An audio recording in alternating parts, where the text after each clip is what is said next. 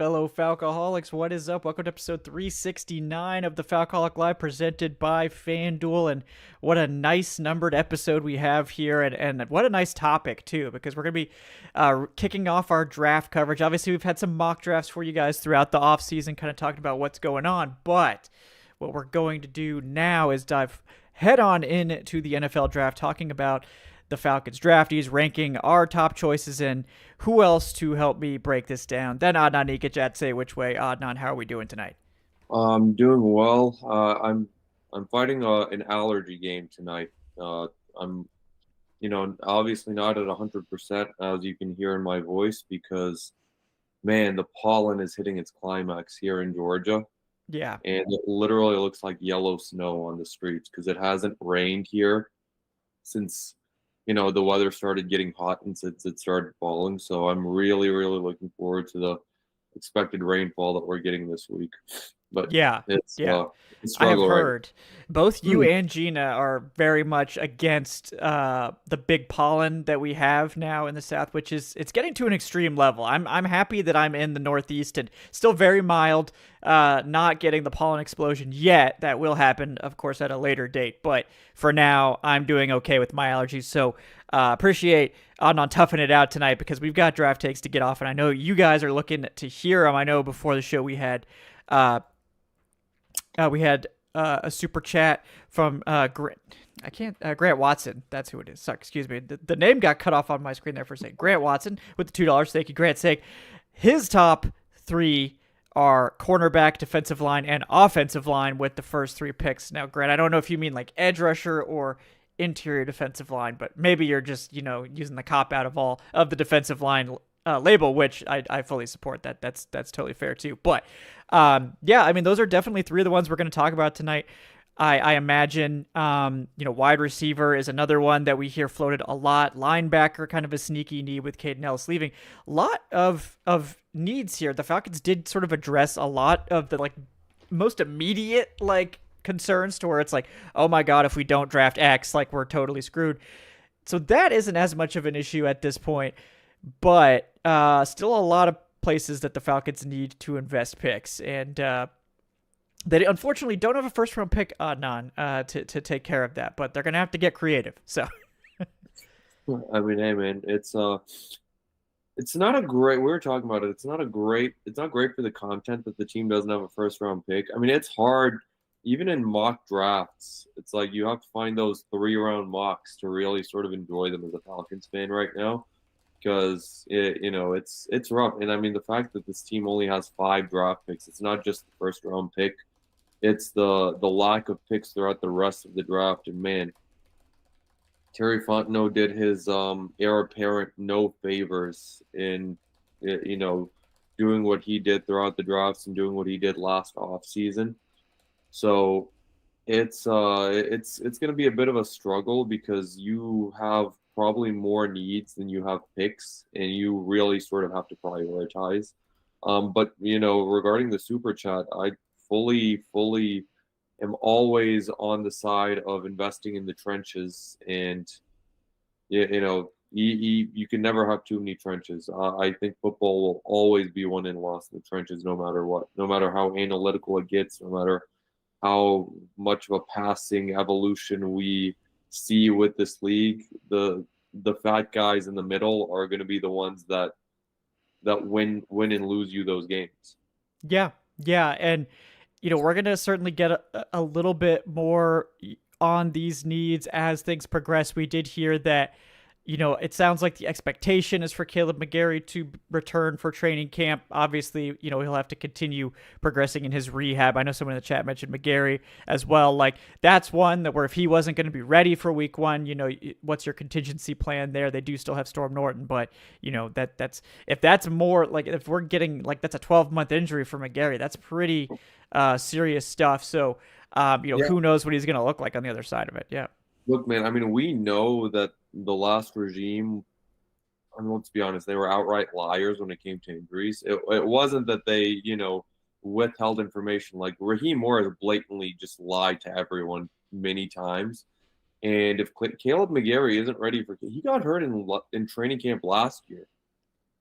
It's I'm gonna have some questions. Like I'm going to be a lot more worried, not just about it was obviously, I think he broke his foot or he broke his leg, which is serious. Like that's a serious injury.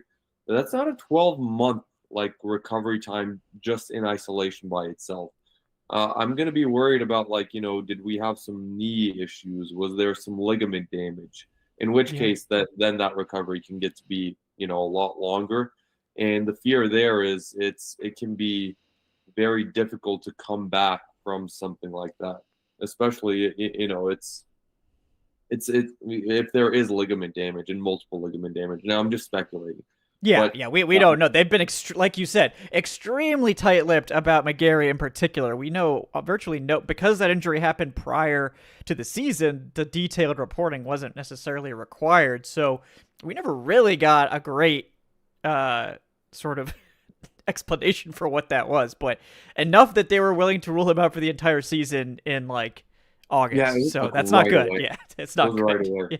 I now I will feel a lot better if day one of camp comes and if Caleb McGarry's like suited up and there. But if he's not ready for day one, then it's like okay, like that's pure alarm bells. Like Yeah. it's not like okay, well he'll be back next week. I don't care if he'll be back for like the second week. It's like if it's that long of a time period, it had to have been way more than just a broken leg. Yeah. Yeah. So very, very dicey stuff there. So we'll have to continue to monitor, what's going on with McGarry throughout the offseason, but we may not get a definitive answer on that, like we said, until training camp. But that means tackle's definitely going to rank at this discussion as well.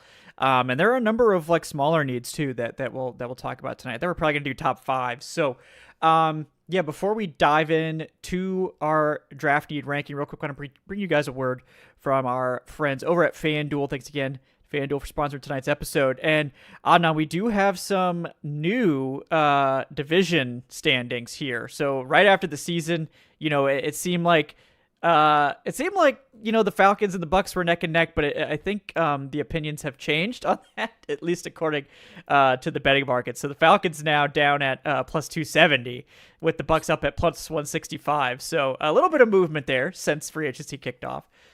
I mean, I get it. Like, I don't think that the Falcons. I don't think it would be smart money, at least right now, if you're putting it on the Falcons to win this division. I think right now it's very, very fair to assume that the Panthers and Bucks are ahead of them. Just because, I mean, look, both those teams finished ahead of Atlanta last year. Quarterback, position is a big question mark. I do like the coaching hire. But the Falcons haven't really made many moves when it came to free agency. And I mean, we talked about it in depth last week. I support the philosophy. I support what Ian Cunningham is doing. But looking at the long-term picture, that's not really going to help you too much in 2026. So I wouldn't really. I'm not upset about the Falcons being considered like the third place team in this division right now. Yeah. So that one, like, if you're really bullish, if you think the Falcons are all of a sudden gonna like turn this around, or maybe you just have like no faith in Tampa Bay or the Saints or the Panthers, which that's probably the most realistic path to the Falcons winning the division, is just like everybody else is just not good, and so the Falcons could win like 9 games and just be fine. Which is basically what it was last year too. So actually that checks out. But yeah. Get plus money at this point if you're willing to bet. I'm gonna wait, I think, until we see a little bit more. But that's just my take. But yeah, thanks again to FanDuel for sponsoring the show. But yeah, a little bit of movement there, so that was funny. But yeah, I mean, I think other than that, I mean, I know we're sort of just we did hear, Ian Cunningham say like, oh, we're working on like a second wave of free agency. I don't know what that means. I mean, I can't imagine they're going to do anything to mess up a comp pick. So it's probably going to be minimal, any moves that they do make.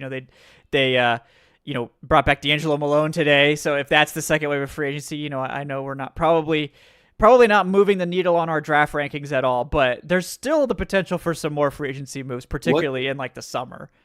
You know what the cutoff date is for when the Falcons won't lose a comp pick? I think it's like Is it when June the 1st? it's like I think it's like basically like when the draft starts, because I think they may lock in the comp picks before the draft so Yeah. that they could be traded potentially during the draft. It's either that or it's like immediately following the draft, but I don't remember. It's one Okay. of the two. Yeah. So Uh, I wouldn't expect anything serious until then. yeah, Like if at all. But yeah, it seems like Ian Cunningham is someone that really values those comp picks, and I support the movement. Comp pick movement over here. But yeah, definitely, I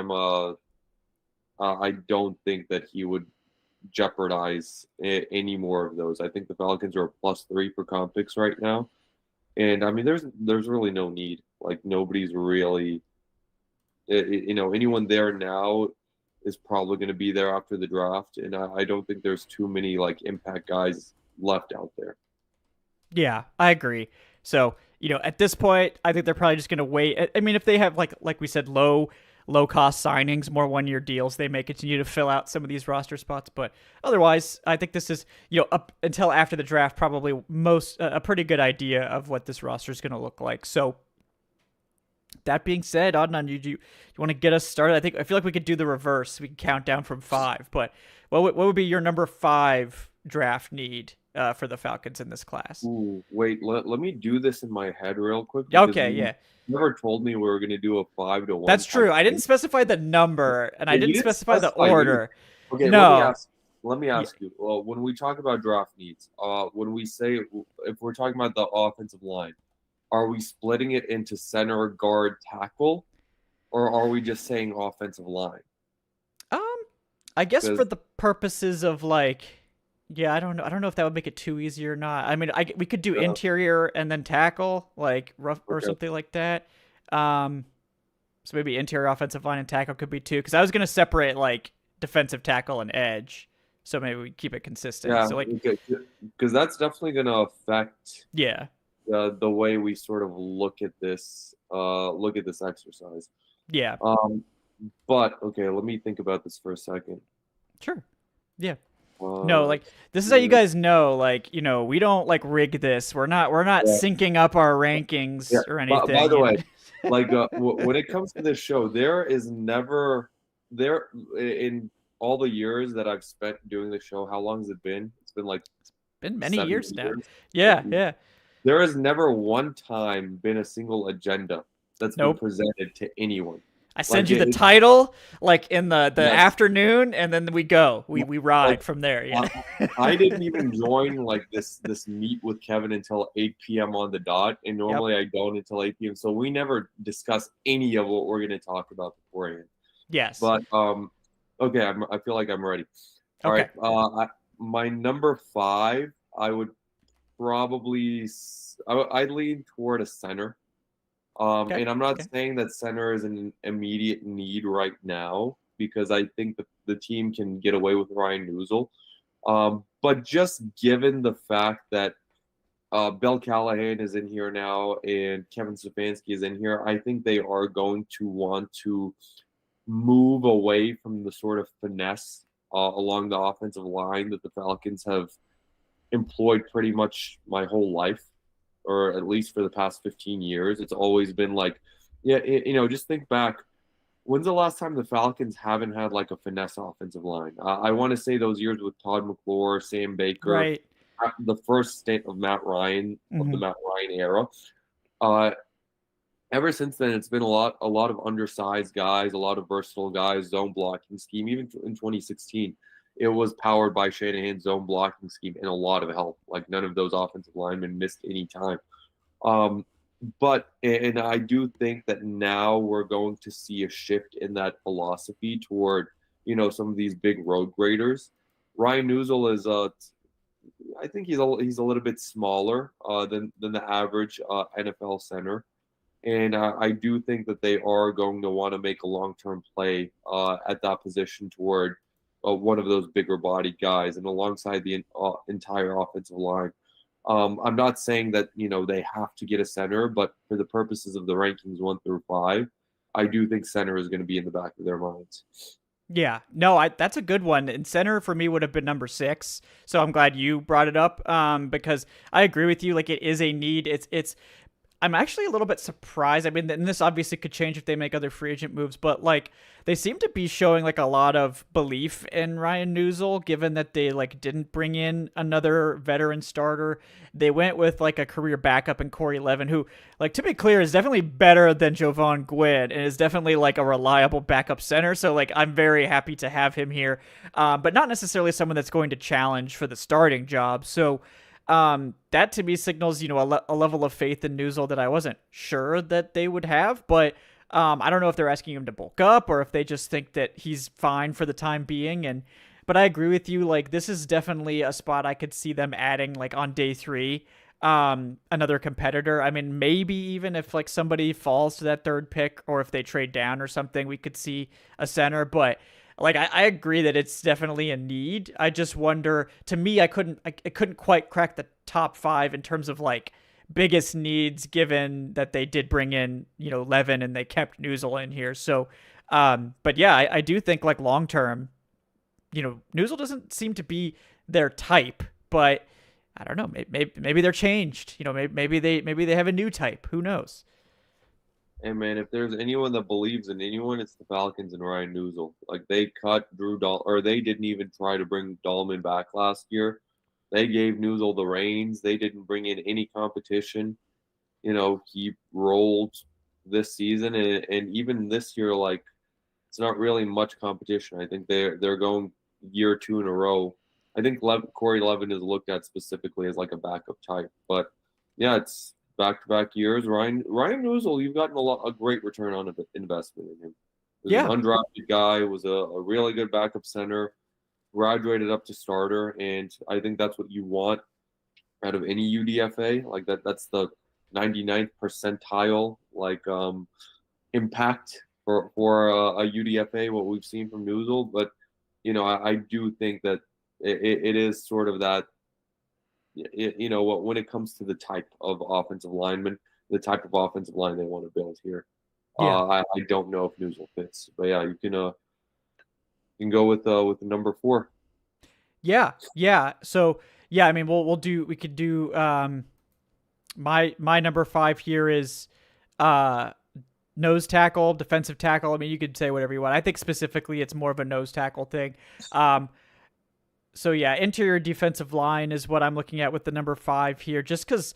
And it's kind of an interesting one because I feel like if you're looking for pass rushers, then they don't need any. Like, I think they're actually really well set up with pass rushers, with Dorless, with Harrison, Row. I think they're obviously expecting to take a step, and even Laquale Leonard had 5 sacks. I mean, so like if you're looking for pass rushers, they got him. But it's really like they just don't really have that like one technique guy that can stand up against the doubles that you're going to be facing if you go up against teams that are running gap and power scheme type stuff against you. And we saw teams take advantage of that last year. And if you're going to be running the small linebackers, which without Caden Ellis, it seems like every linebacker they have except for Troy Anderson, who even knows if Troy Anderson can take the field anymore. I mean, I don't know. They're all very small, right? They're all undersized linebackers. That's the type that Jeff Ulbrich likes, and that's fine. But you're going to need the defensive line to take on blocks then, and not ask Divine Diablo and whoever else emerges next to him to do that. It's just not going to go well for them. So I think a nose tackle is a need, but I think it's like a day 3 need. I know a lot of people are hyped for like Lee Hunter, which, yeah, sure, if Lee Hunter does make it to 48, I think that's an interesting conversation. But like, I just feel like there's other needs that are probably going to take precedence, when really what you need is just a run stuffer, and you can just get a run stuffing specialist, 4th round, 5th round. No, not necessarily going to cost you an arm and a leg. So I think that's kind of where I see that need. But yeah, any thoughts on D-line? Maybe that's also in your ranking, so we shouldn't spoil I'm inclined to agree. And honestly, I feel like with D-line, I was actually going to put it up higher. But I think 4 is a decent spot, just given the fact of what we expect the team to invest. Because I do feel like my number 3 spot is going to, and I mean, we'll get to this in a second because I'm next on this, like on our ranking list. So I'll just say right now, I'll put cornerback at number 3. I think that what the Falcons have at cornerback going right now is it would be fine going into next season with AJ Terrell.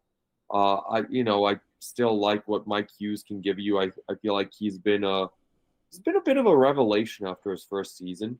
Like he was really good in year 2, year 3 he was fine, and then you have Billy Bowman, who was incredible last year as a rookie. So I would be fine with those corners. I feel like I'd be less fine with the Falcons going into next season with their current interior defensive line. But at the same time, like you said, I feel like that can be a day 3 need because, the modern day nose tackle, defensive tackle is not really valued the way that he was 20, 30, 40 years ago when some teams like literally built their defense around those guys. So you can easily get one of those, day 3, late day 3 guys who can maybe make an impact, maybe even a UDFA in that scenario, or maybe you sign someone for the minimum because, like I said, it's those guys aren't really going for too much. Those run stuffing specialists. But yeah, Yeah. I mean, I definitely think that interior defensive line is a need. I'll put it at 4, just given the fact that you don't need to make as much of an investment, but with the caveat of I will not be okay with going into next season with what we have right now. I like Rook. They signed Deshaun Hand Mhm. from the Chargers. I think you need a little bit more. I feel like last year the team really did itself a disservice by putting David Onyemata in that nose tackle spot out of position. And I feel like that did Onyemata a very big disservice as well. And I just don't want sort of a repeat of something similar. But yeah, number 3 for me is cornerback. Um, it's and I mean, yeah, Nico made a good point in the chat.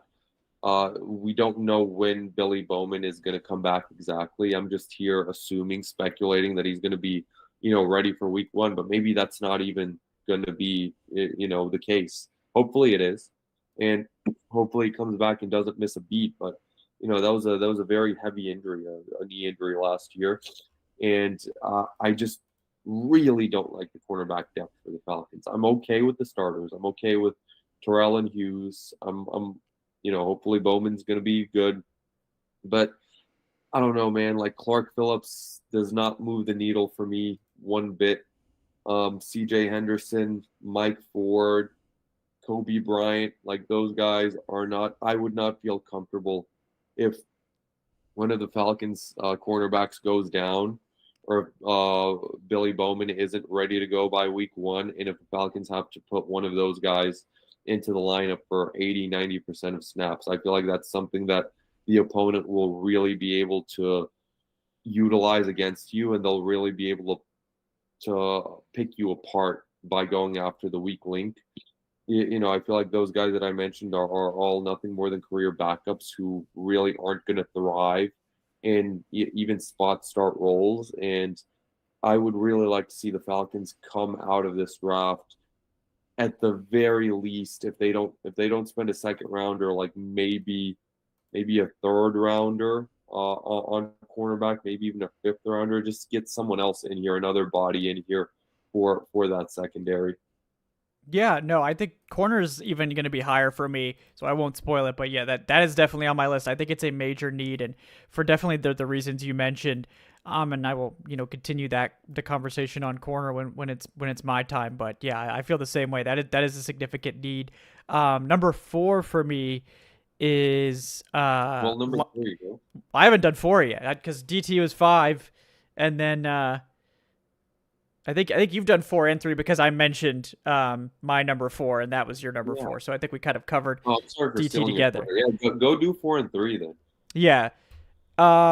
So my number 4 is linebacker, because especially given that Caden Ellis is gone. So Divine Diablo is definitely going to be the starter, and he definitely seemed like he became the defensive MVP basically, because when he was not on the field, the defense was significantly worse, like way worse. him specifically, because we had other guys, we had defensive linemen, we had edge rushers, everybody rotating out, but like Divine Diablo had to be there. So he's great, happy to have him, but now there's no Caden Ellis. And, we're basically looking for a new starter opposite Divine Diablo. We know it's not going to be JD Bertrand, right? It's just that's not going to happen. Troy Anderson is here, theoretically. But again, who knows what we'll get from Troy Anderson, if anything. And then we have Christian Harris, who's probably the favorite. Again, undersized linebacker, who has been a starter in the past, but kind of fell out of favor in Houston, which is not a great place to fall out of favor because, they have a great defense. So figured, they should be able to get the most out of these guys. And then Channing Tindall's a special teamer, and so is D'Angelo Malone. I know Malik Verdon has fans, but he missed the whole season with the non-football injury. So again, no idea what we're going to get from him. So I think they absolutely could just invest a high pick for a starter here. This is a really good linebacker class, so that could be second, third, fourth type of guy. But this is a deep linebacker class with a lot of good players. And, someone like a Jacob Rodriguez were to just be there at 48, it would be really tough to turn down. There are some linebackers in this class that I feel super good about in that range, just being instant high-level starters. And given how much, Jeff Ulbrich puts on these linebackers as being sort of like just key playmakers in the defense, I think for the Falcons that they might consider, even though I only have this at 4, they might consider this as a spot where they're willing to sort of invest a premium pick in this, even though they have, I think, solid depth, outside of Divine Diablo now with Christian Harris and, Troy Anderson, theoretically, another starter could be a big deal here. So I think that's a spot I would keep an eye on as like a surprise to be an early pick. Yeah, no, that's definitely fair. I'll talk about linebacker. Surprise, it's going to be on my list too. But you can, just to catch up, you can hit your number 3. Yes. So my number 3 is offensive tackle. And this is when we discussed at the top of the show as a need because, again, we don't really know what Caleb McGarry's status is. And Storm Norton also missed the entire season with a season-ending injury as our swing tackle. Now, those guys should be back, but behind those guys, we had Elijah Wilkinson, who actually got a good deal to go to the Cardinals, and nothing controversial happened there.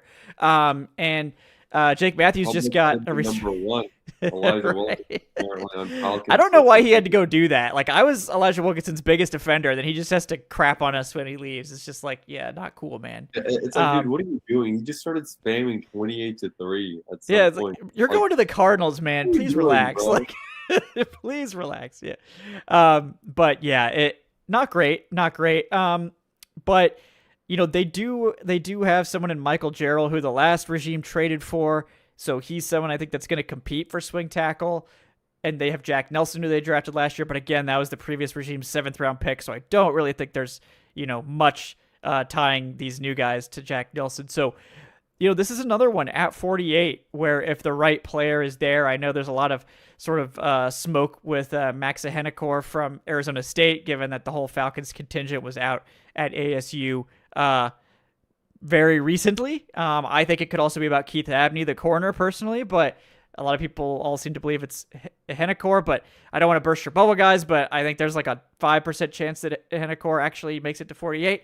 So, that doesn't mean they shouldn't look into him just in case, but that seems unlikely to me. But, that is a spot where like they absolutely could invest early or lean on Bill Callahan, who is their new, sort of star assistant coach. They got Nate Ali on the defensive line, who after 1 year looks kind of like a miracle worker to me. Bill Callahan is the sort of offensive line equivalent of that, who has basically just churned out Pro Bowlers wherever he's been. So, I wonder if they just take like a 4th round, like someone like a Markel Bell or like an Austin Barber from Florida, one of these like big, developmental tackles that are just like big and athletic and talented. Maybe not the most polished. They're just like, okay, here you go, Bill. You got a year. You got a year to get this guy ready.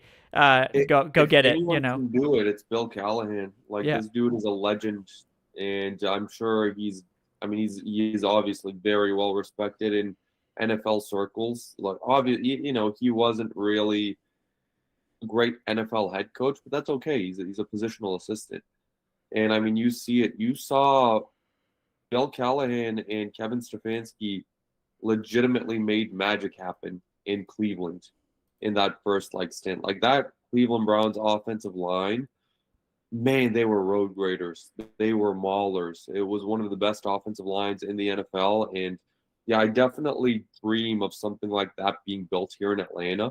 It's obviously not going to happen overnight. It's not going to happen in 2026. But I do think they will make the legitimate investment in it over the next 2-3 off seasons. And I just really, really hope that Bill Callahan has that vigor to stay coaching for a long time to come, and that we don't see, a scenario similar to Dean Pease, where Arthur Smith brought in Dean Pease. He was here as defensive coordinator for a year and then retired. I hope that there's a much longer runway with Bill Callahan here. Yeah, I think so. So that's my number 3, and I do think it's, again, I think pretty much once you get into this range, like these could all be picks with their first couple selections, but we're getting into the final ones here before we get to our number 2s. Real quick, want to bring you guys a word from another familiar face. We got ZipRecruiter back in the building, folks. So thanks again to ZipRecruiter for sponsoring the show. But guys, it's hiring season. It's the spring. I know a lot of people are bringing in new talent from all over. And, one of the things, obviously, I look for when we're evaluating, Falcoholic candidates like Adnan Ikic, back in the day. Shout out to Adnan, one of my hires. My record is impeccable. Maybe Dave, not so much. I don't know. Not saying anything. You're but not wrong. Yeah, the Falcons haven't made the playoffs since I've come to. But the content has been impeccable, which that's all I was hired to do. I was not hired to bring a Super Bowl to Atlanta. That is not in my job description. But as you guys can tell, it helps to have people that are passionate and genuinely interested in what they're doing. And if you're hiring, you also want a candidate who's passionate about the role you're searching for. You just can't get that insight from a resume, though, unless you post your job on ZipRecruiter. Now you can try it for free at ZipRecruiter.com/audio. So, guys, ZipRecruiter has got powerful matching technology, finds qualified candidates for you quickly, and ZipRecruiter's got a new feature that shows you the most interested and qualified candidates first, so you meet the right people for your posting faster. Candidates can tell you in their own words why they're interested in your job. So what are you waiting for, folks? You can find candidates who really want your job on ZipRecruiter. 4 out of 5 employees who post on ZipRecruiter get a quality candidate within the first day. You can try it for free at ZipRecruiter.com/audio. That's ZipRecruiter.com/audio. Meet your match on ZipRecruiter. Thanks again, ZipRecruiter, for sponsoring today's show. Thanks, guys. All right. Your number 2 biggest draft need, Adnan. Man, there's so many, bro. It's tough. It's honestly, I had a hard time narrowing it. Yeah. It is really tough because it's like, now I'm thinking, it's like, man, should I have left? We could do honorable mentions after we finish the top 5 too, but that shows you the status of the team right now, the state of this roster right now. My number 2 would be linebacker, for the exact reasons that you mentioned. Man, this defense fell off a complete cliff last year when Divine Diablo got hurt, and it was night and day. And I just could not believe that one singular player had such an impact. And I mean, that's not to say that Divine Diablo wasn't, a great free agent signing, that he wasn't great. But I feel like more so the reason behind that was the lack of depth. The fact that you had J.D. Bertrand as his direct backup, and J.D. Bertrand is just, he's not an NFL player, man. Like, I'm sorry, he seems like a good guy. I'm not gonna say anything, derogatory or anything like that. But man, like, I hope that he does not make this 53-man roster, because he was just, what's the point? Right now, J.D. Bertrand, looking at the depth chart, is slated in to possibly not only make the 53-man roster, but also possibly be a starter as of this very moment. Like, I feel like the linebacker is going to be very, very high on their list of needs. It could even be the second round pick outright. I would not be against it. But yeah, like you said, losing Caden Ellis, that was a blow. It was definitely a blow. I'm happy the Falcons got a comp pick out of it. But there's no two ways about it. There's some positions where you can look at it and be like, okay, you know what? We can make some magic happen with our, coordinator or our head coach, and he can sort of like, figure it out the same way we're sort of hoping for with Bill Callahan when it comes to this offensive line. I don't think that we're in that realm when it comes to the linebacking core. I think Jeff Ulbrich has done a great job. He's not a miracle worker. This linebacker room, as it is right now, it needs an influx of talent. It's not going to be enough to just coach this crew up or anything like that. Like you need like a legitimate starter, like not just like one of those 1 year deal like backups. Like get one of those too, like absolutely. But you need someone that can actually start, and you need to spend a day 2 pick on that. Yeah. To me, this is one like what we're talking about here, and we'll definitely get to it as we close this out. This is like why I'm thinking like a trade down is like required, or at least picking up some additional picks somewhere, because there's just too many things, and there's only 2 day 2 picks. Like we don't have a day 1 pick, only a day 2 pick. So have to go and figure this out somehow. And this is a good class on day 2. Like a lot of people talk about, oh, it's not the best class at the top. All this, it's not. It's great on day 2, and that's where the Falcons actually have a chance to get multiple picks. So we'll see how that goes. But yeah, my number 2 probably won't shock anyone, but corner is number 2 for me. So we just kind of flip-flopped sort of corner and linebacker. But for the same reasons Adnan mentioned, it's just I think it's probably slightly a positional value thing, because I feel like you can get linebackers like later in the draft that can start for you, or corners it's tougher to find those starting corners on day 3. So to me it's like I feel fine with Mike Hughes. Obviously AJ Terrell we're happy with. Billy Bowman Jr. when healthy happy with, but we don't know exactly when that's going to be. Mike Hughes is a fine corner too, but you're going to be kind of always looking to upgrade there. Plus you could save a lot of money if you move on from him next year. And just nobody else here has like earned it. That doesn't mean they can't. Like right now, it's probably like Natrone Brooks is your nickel, or something, which don't feel great about. He's definitely better playing the nickel than he is playing outside. So much rather would have that. But Kobe Bryant, UDFA that missed a lot of time. CJ Henderson is sort of like a veteran that's on the wrong side of being a top 10 pick, but could be, I think, a good depth player. But again, there's just Mike Ford Jr. is a special teamer, and Clark Phillips has to like really prove that he's a top option, or he's going to get cut for cap savings, because he's $3.1 million. Kind of surprised they haven't done it already. But I mean, I guess I don't blame them if they're like, yeah, let's let him compete in camp. That's fine. I do think he's definitely one of the more like interesting corners on the roster that I think maybe you're still believing can do something for you. But if he's not going to be playing a significant role, they're probably going to just take the cap savings there. But they have a need for a slot, so finding someone that is versatile, like Chandler Rivers, like a Keontae Scott, someone like that, maybe like a Bud Clark, who's like a slot corner / something else, or like a slot / outside corner, or like a slot / safety, kind of similar to a Billy Bowman. That's why I really like Bud Clark as sort of like a more aggressive, like, and crazier Billy Bowman. So like not as consistent, but crazier, and like definitely more high variance, but that can be good or bad depending on which way the variance swings. But also someone that's only going to be a 4th round pick instead of like a 2nd round pick. So I do think that's a really interesting thing to see if the Falcons if they prioritize the ball skills and the playmaking, or do they go for like more of a bigger outside corner to take on, Mike Evans is gone. Thank God, that dude haunted our dreams. But, Tet McMillan is maybe going to be the next, Oh, sorry, I didn't hear you. I was muting because I cough in and out for the people that are listening and not watching the feed. Again, these allergies. I was going to say Mike Evans haunted generations of Falcons corners.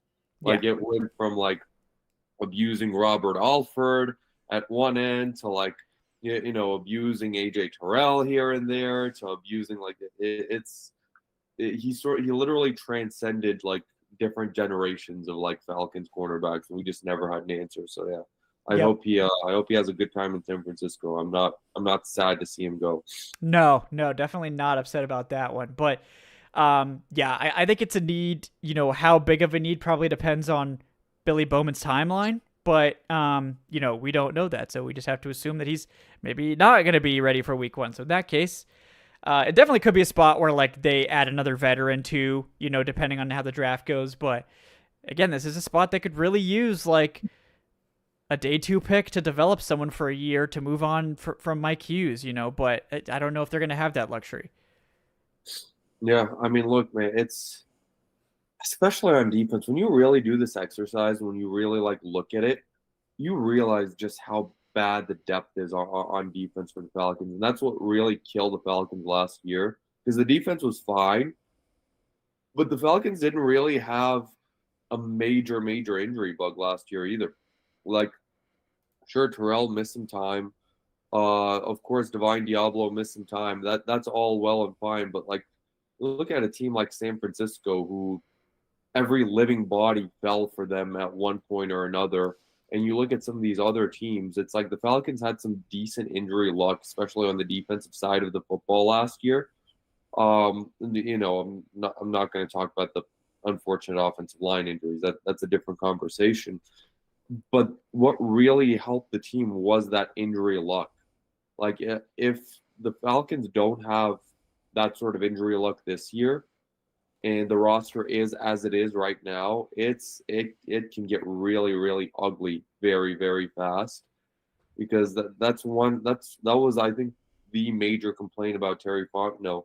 He missed so often when it came to day 2 and day 3 of the draft, and he made so many like foolish trade ups to waste some of those late picks. He never really cared about comp picks at all, and as a result, the team had horrendous depth by the end of his tenure here. So yeah, it's one of those things where I feel like with this exercise, there's really no wrong answers.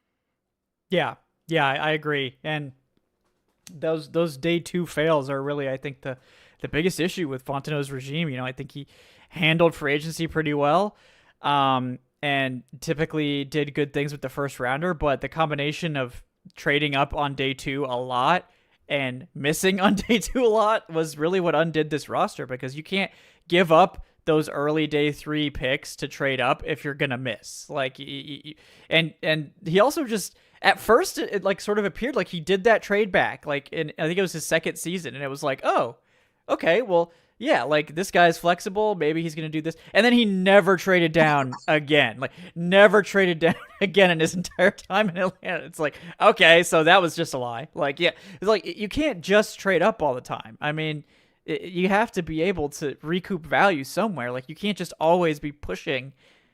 Like, do you trust your evals that little that you can't find like guys? You don't have to. I don't know. It just felt like that was sort of the issue with that regime in general, was just like they felt like they had to like be more aggressive at every opportunity. And like sometimes you need to not. Sometimes you just need to take a step back and not just keep going forward blindly. Well, also just before people come at me saying that I said that the Falcons had no injuries. Every NFL team has injuries, but the Falcons, at least on the defensive side of the football, were very fortunate that they didn't have more. yeah, Because I feel like the team got away. Like, you look at other NFL teams, the vast majority, the Falcons, I think, had fewer than average or fewer injuries than the average NFL team last year on the defensive side of the ball, at least. yeah. I think the defensive line injuries didn't really come until the end of the season. And then they lost Dorless and Harrison at the end. That was unfortunate timing, but. They lost Divine Diablo for like half the season. That was kind of the big one. But I know like Mike Hughes was out for a bit. There was that one game where Terrell and Hughes went out, and that was scary. But that was luckily very limited. But yeah, I mean, if you look around the NFL, like you said, it's just everybody's getting injuries. Everybody's dealing with them. So the Falcons in general were not one of the most injured teams in the league. So They definitely got hammered at like offensive tackle in particular. Like that one spot was probably as bad as anyone in the league. But yeah, I mean, it could be worse, right? You could be the Chargers and lose both of your starting offensive tackles, who are both like all pros, you know. So I mean, the Chargers have just had like a very cursed existence, just like the Falcons. But man, that was such a Chargers thing to have happen. It's like, oh yeah, you lost Rashawn Slater. It's okay. We're papering over it. It's fine. Oh yeah, Joe Alt's gone too. Yeah. Oh shit. Yeah. I guess we'll die. Yeah, that's what happened, unfortunately. But yes. Yeah, I think so. I feel We've like done. number one may be the same for both of us. Yeah, given what we haven't talked about, but I think we both have wide receiver as our number one. So I'll let you take the lead on wide receiver. But yeah, we clearly have similar feelings about it. Yeah, I mean, look, man, last year it was the Falcons ended the season with David Sills as the wide receiver one for a large stretch. Like the wide receiver room absolutely capitulated last year, and it was so promising a couple of years ago. It's like, Darnell Mooney had a career year. Ray McLeod had a career year. Also he had over 600 yards. And then last year, the entire fiasco happened. Wide receiver coach got fired. Darnell Mooney broke his collarbone, but Raheem Morris sort of withheld that information, and they didn't really do anything to address the position. Ray McLeod, Ray, open invite if you ever want to come on the show and you're somehow hearing this. We want to hear your side of the story for, all of what happened. Open platform. You can talk about it as long as you want. Now it's like, yeah, they signed Jahan Dotson, but I don't really see Dotson as sort of that very reliable wide receiver too. I see him more as that like wide receiver 3 type. That's what I would be more comfortable with. Because you're really hoping that he reestablishes his form from the Washington days. And I mean, yeah, obviously you have Drake London. Olamide Zaccheaus, again, he's more of a wide receiver 4 than he is a wide receiver 3 for me. And beyond that, you have Dylan Drummond, Casey Washington, Chris Blair. Just yeah, guys it's a little rough. Yeah. They'll be fun in a wide receiver 6 camp battle, and we'll be covering the hell out of that because we love those wide receiver 6 battles. But you need, just like linebacker for me, you need to slot in a starter opposite Drake London, because we saw it last year when Drake London went down. It got really rough. And, I know Kyle Pitts is there, and I know he's not a traditional tight end. Again, personally, I'm holding out hope that the team will sell high on Kyle Pitts this offseason. Because I feel like, speaking of Drake London, Kyle Pitts' production all came when his major production came when Drake London was out of the lineup. When Drake London played, Pitts was, as he has been throughout the rest of, his career, a very average tight end. But yeah, it's like right now, if I'm a defensive coordinator, I'm doubling Drake London every single time.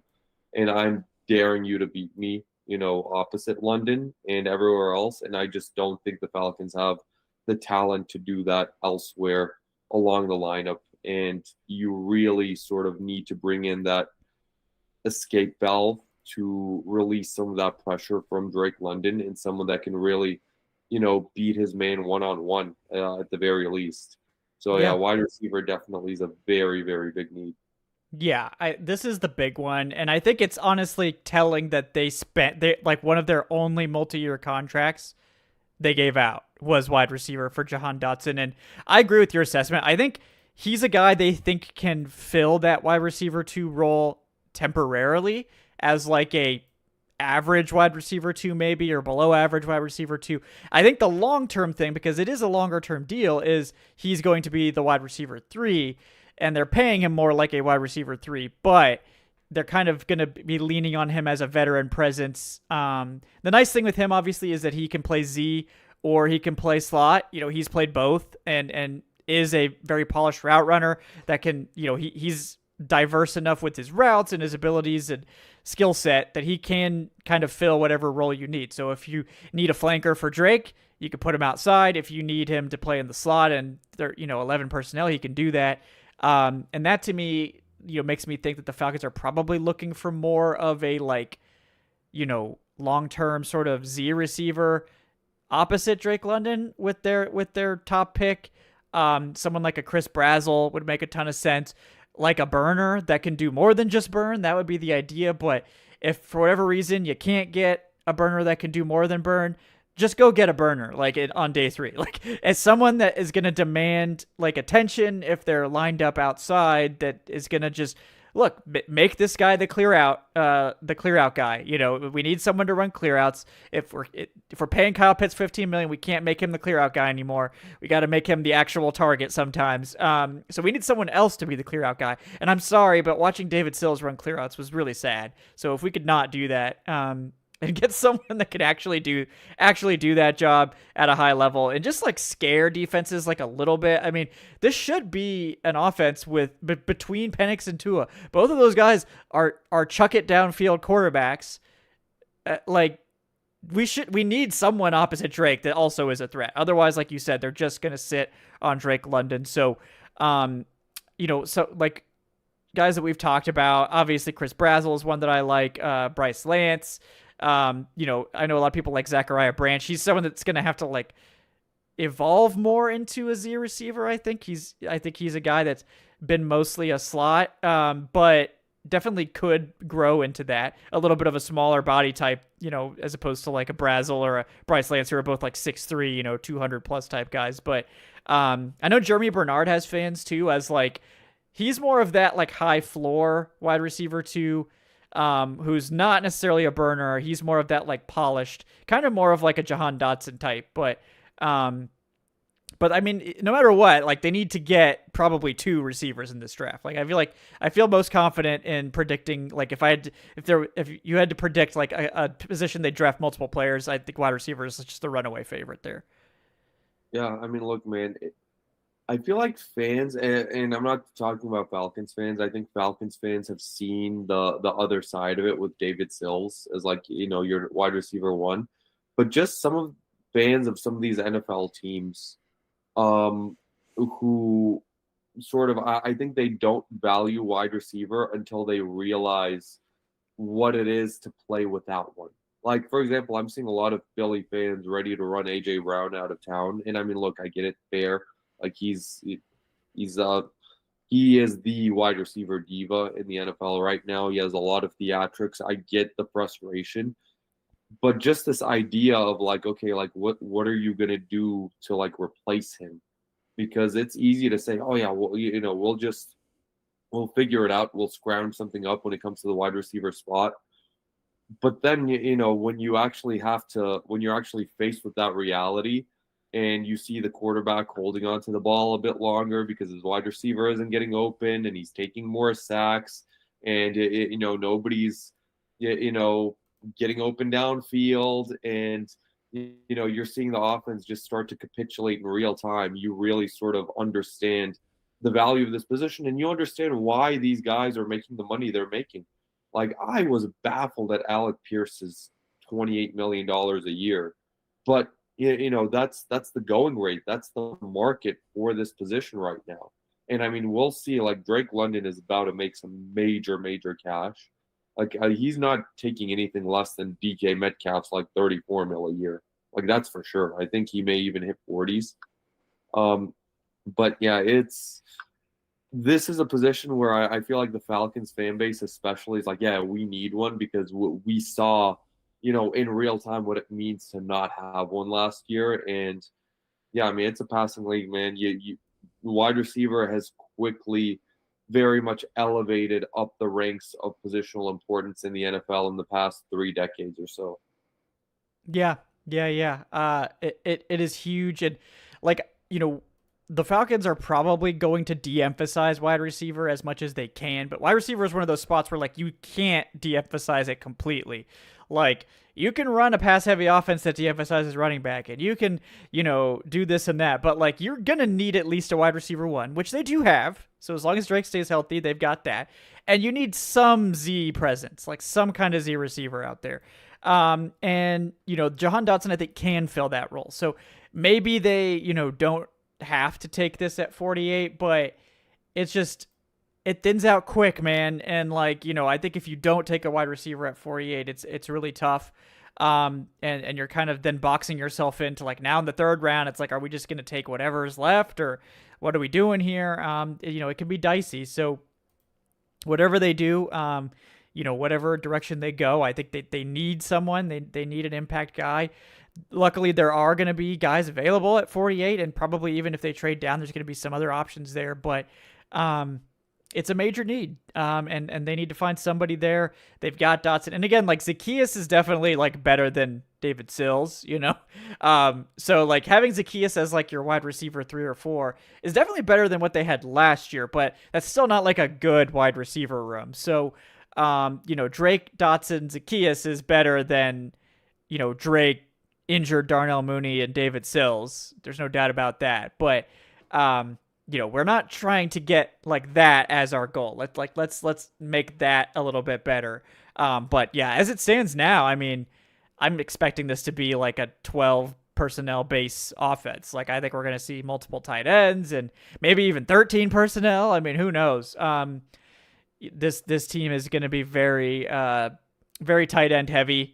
Obviously going to lean on Bijan as much as they can, but still going to need receivers sometimes. And if you're not taking one in the first round, probably good to take one now and let that guy get his feet wet in the NFL before 2027, where who knows what's going to be going on then. Could be talking about this team, loading up or looking for a new quarterback or any number of things. So, but I think we're in concert there, but we had a super chat that I missed. I wanted to get to Alex Foster at the $5. Thank you, Alex.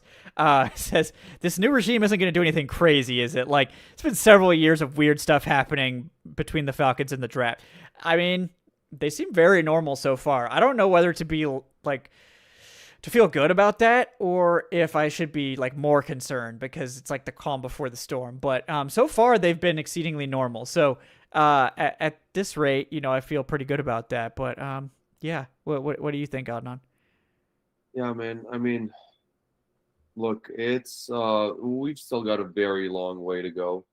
Like in this off season, I feel I feel good about Ian. He seems like he has a very calm head on his shoulders. We're not going to see any stupid trade ups.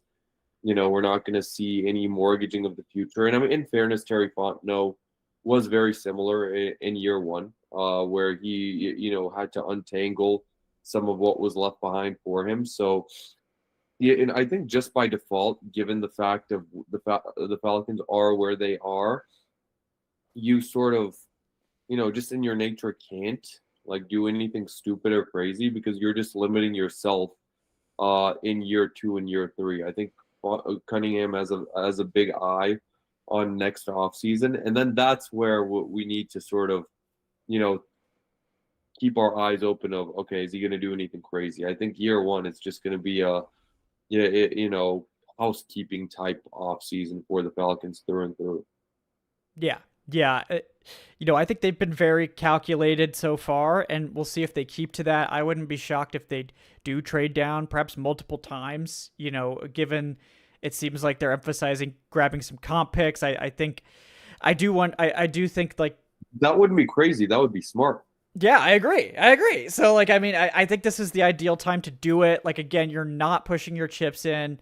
I know there are several that just don't believe that this team could be maybe taking, a slower approach to this season. Maybe using this as more of an evaluation season than like a competitive season. And, I don't know what else to say. I think so far it certainly feels like an evaluation season to me. There's a lot of players they need to evaluate. And if you're doing that, you can maybe afford to have a more future focused draft.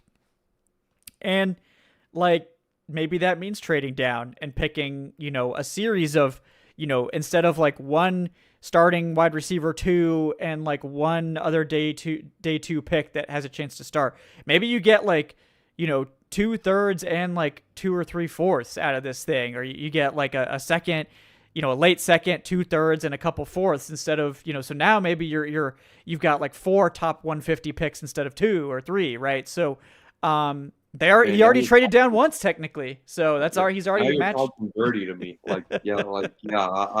nothing more than I love than getting that extra 4th rounder or that extra even an extra 3rd rounder. So yeah, I'm all in. I'm all in. I mean, we saw what the Falcons did in the 4th round last year. I think that was what they got Billy Bowman in round 4. That can be an impact player if you play your cards right.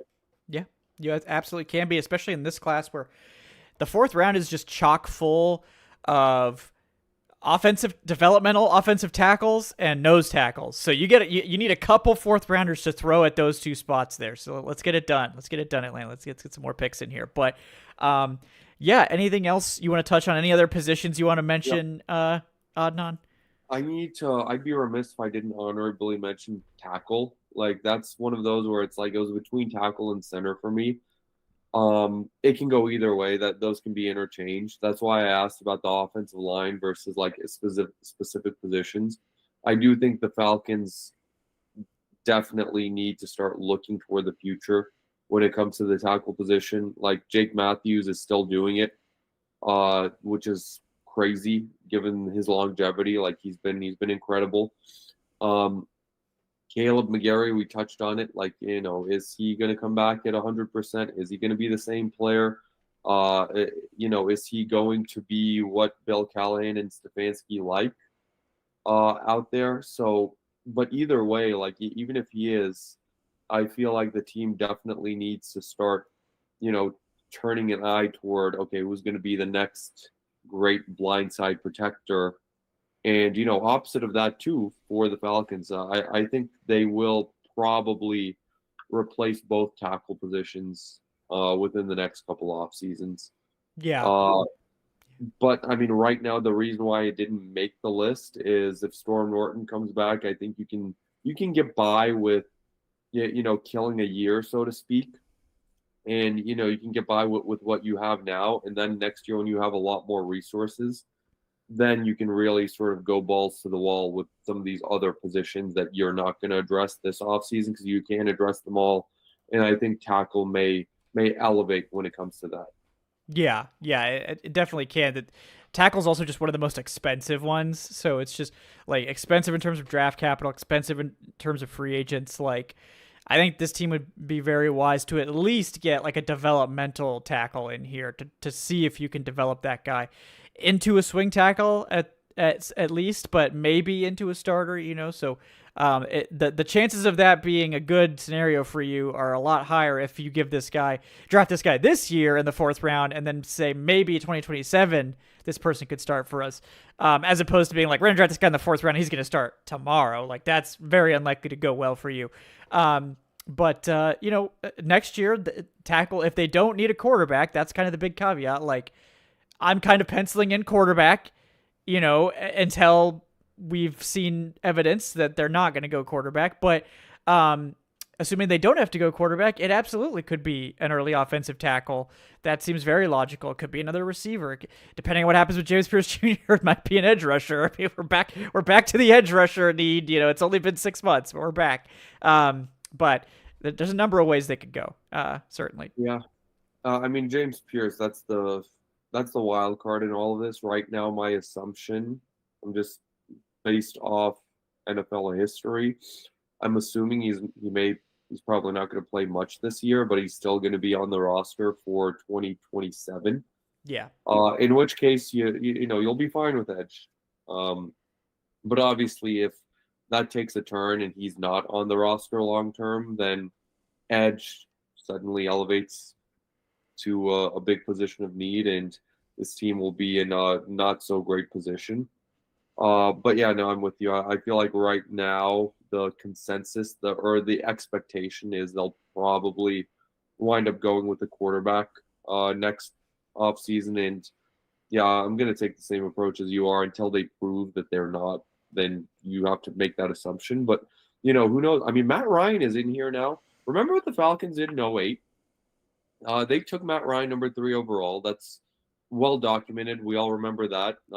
They didn't go with Glenn Dorsey the way that some fans wanted to. Dave. I wasn't thinking, but remember what they did later on that night. They traded up from the second round to take Matt Ryan's personal protector, and that ended up being Sam Baker. And the Falcons, that came after a very, very strong tackle run. Like, you go back to 08 and look at some of those tackles that were taken right before Sam Baker. And, it'll make you really, really sad, because it's like, man, we could have really had one of these guys. Not that Sam Baker was bad, but, he wasn't that, like, perennial Pro Bowler or, like, all-pro type guy. But, yeah, it wouldn't surprise me. And we're talking 2027 draft. If the Falcons go, quarterback round 1, and then they go tackle with their very next pick, or maybe even if they trade up, like, if Matt Ryan has an influence, has an impact, that's something that happened to him personally when he started his career in Atlanta. Yeah, it could absolutely be that direction for this team, especially if they go, wide receiver earlier in this draft or whatever. So that's one. And then the one position I'll shout out here, it's not a position technically, it's more of like a need, but a return specialist, like, again, not like enough to like push yourself into like, oh, we need to draft this guy early. I mean, obviously, if you could get like Zachariah Branch early in the draft or Casey Concepcion or whatever, it's like, oh yeah, those guys would be like really nice to have as returners. But, assuming you're not getting one of those guys, going after a return specialist with like your 7th round pick, I think it makes a lot of sense. Someone like a Caden Wedgen or, a Colin Lacey or whatever, one of these guys, that can be that sort of like scruffy, slot receiver type for you on offense, not necessarily going to be a high volume guy, but someone that can fill that role. And then that's just going to go be a return specialist. And, I think obviously we know Zacchaeus can do it, and Johnson apparently can do it too. I think you just go get like a guy, like go get a rookie to be your return specialist for the next 4 years, and just make sure that you've got some redundancy there, because they just have, like, as impactful as that return play is, the Falcons have just not taken advantage of it at all. And I think it would just be really nice to finally see this team like invest in getting that part of the roster going in the right direction. Like the return game is so big now. It's just crazy to me. So yeah, I get that. And I mean, when it comes to both tackle and return specialists, Falcons still have undrafted free agents too. Like, it's not just 5 picks. Yes. They could easily go with a developmental tackle as a UDFA. They could easily go, find a return specialist as a UDFA. So team has some stuff to work with. They don't have as many resources as most other NFL teams, but the resources are still there. And, the UDFA class is definitely going to be one of those things to sort of scour and look out for as well after the draft. Yeah. And you mentioned it, like with James Pierce, the edge room, I think, is in need. That one I have a hard time ranking, because, again, we're sort of in a holding pattern with James Pierce. I think that's how the team is treating it as well. So I don't think there's going to be necessary. I mean, maybe if someone like falls, you could consider it on day 2, but I think for the most part, they're probably just going to wait and see there. I think that's also why I honestly think like the 3 free agents they brought in at edge are like my favorite free agents that they brought in. So like, I mean, they didn't spend a ton of money, but like everybody wanted Azeez Ojulari last year, and like he didn't end up cracking the rotation for the Eagles because they just didn't need him. They had like so many other guys, but he's someone that I think is an upgrade over like Arnold Ebiketie, and then you've got Sebson Ebukam, who honestly had a tremendous season before he tore his Achilles, and now he's 2 years removed from that, so maybe he could get healthy. I think, to me, if Pierce is not playing, I think Ebukam's probably your starter opposite Jalen Walker, and then Cam Thomas is just an upgrade over Khalid Kareem as like a run defending specialist who can pass rush some, but big end that can defend the run for you, and they just didn't have a lot of those guys last year. And then maybe we'll finally see Braylon Trice. Maybe Adnan, this is the year we finally see Braylon Trice and Troy Anderson. It's like the two football unicorns in the same I was same just field. gonna say Braylon Trice is getting dangerously close to like Troy Anderson. He doesn't exist territory for me. If they both play this year, like significant roles, like somebody go like buy lottery tickets immediately, because like this is one of the most unlikely things I've ever seen. But it could happen. It's a possibility. So we have to talk about it. Yeah. It could. A lot of things could happen. A lot of things. Falcons could win the Super Bowl. Technically, it could happen. It could. But, yeah, Crazy things have happened. The Giants won twice against the Patriots. So, no one would have predicted that. Yeah. Man, those Giants teams had some nasty pass rushers. Speaking of the topic at hand, it's like it goes back to hear me out. This is good podcasting here. It goes back to my point at the very beginning of the show. You can never have too much in the trenches. Mm-hmm. So you can never go wrong with the trenches. See how we opened up the show with that? Now we're closing the circle. Full circle. This is tremendous work there by us. And I feel like the team, like in a weird way, it's like I'm fine with just more developmental guys at edge, the same way I feel about offensive tackle, because I feel like we actually have coaches now. Like, as strange as it is, it's like, oh, like Nate Ollie like earned every ounce of respect that I have last year. Like that was not like a number 2 best pass rush in the NFL, like caliber, like talent. He just got that out of these guys. So I have a lot of faith in Nate Ollie to just coach guys up. So I'm willing to like let it ride with maybe some of these, players that maybe people aren't as high on. I feel like, okay, we got Nate Ollie, like let's use him. Nate, we need all of your skills and all of your powers right now, because James Pierce Jr. got arrested. So like, do something, please help us, Nate. You're our only hope. But same thing for the offensive line. Maybe the Falcons maybe Michael Jarrell is maybe that's a guy that Bill Callahan gets his hands on. He's like, I mean, I didn't trade for this guy, but sure, let's do it. Maybe he becomes the new swing tackle. Who knows? So we'll see how the draft goes. But with free agency, we saw the team like one of the other, like before the last week, I would have been like, oh, they still need like an RB2, but they got Brian Robinson Jr., they got Tyler Goodson in here with the guys from before, so that's more or less taken care of. They drafted a QB3, or they signed Trevor Siemian, probably to a deal that was more money than Tua, which is kind of funny.